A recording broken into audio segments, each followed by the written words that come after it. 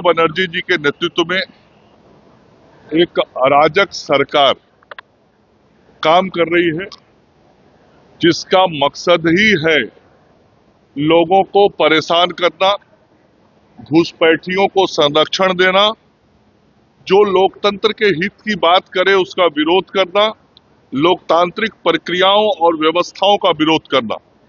और अभी भी ममता बनर्जी जी अपने लोगों को उस्का के अपने शासन और प्रशासन तंत्र का गलत इस्तेमाल करके, पुलिस तंत्र का गलत इस्तेमाल करके लोगों को डरवा के एसआईआर का जो काम है उसको प्रभावित करने की कोशिश कर रही हैं।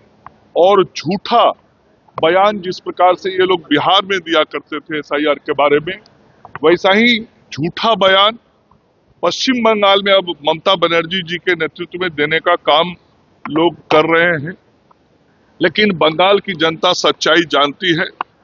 चुनाव आयोग ने जिस प्रकार से बिहार में काम किया था और बिहार की एक भी जनता का नाम मतदाता सूची से छूटा नहीं था, वैसा ही काम पश्चिम बंगाल में हो रहा है। और हम सब लोगों को चुनाव आयोग की निष्पक्षता पर पूरा भरोसा है। लेकिन ममता बनर्जी जी को कभी भी संवैधानिक संस्थाओं पर भरोसा नहीं रहता है, चूंकि वो हमेशा इस प्रयास में रहती हैं कि गैर कानूनी तरीके से सत्ता पर काबिज रहने के लिए जो कुछ भी गलत काम भी करना पड़े वो करे। तो एसआईआर का मामला हो या विकास का मामला हो या भ्रष्टाचार का मामला हो, रोजगार का मामला हो, पलायन का मामला हो, हर मामले पे वो सरकार आज विफल है। और वहां पर सबसे बड़ी बात है कि माताएं और बहनें सुरक्षित नहीं। तो माता और बहनों में बहुत गुस्सा है, युवाओं में गुस्सा है।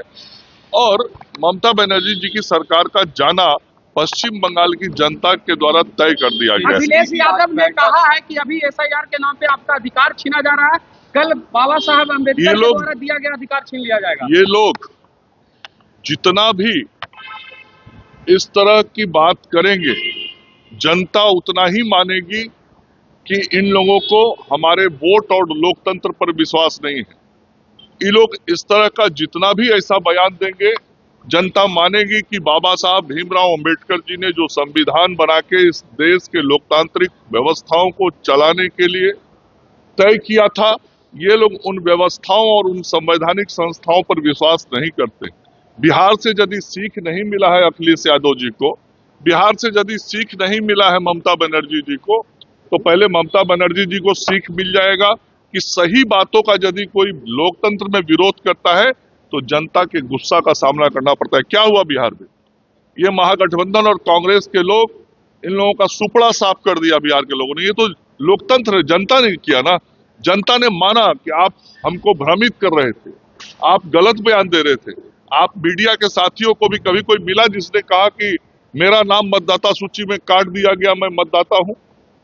इतना बड़ा करोड़ों करोड़ लोग का एसआईआर हुआ और उसमें से एक भी गलती नहीं निकली। ये क्या करते थे राहुल गांधी?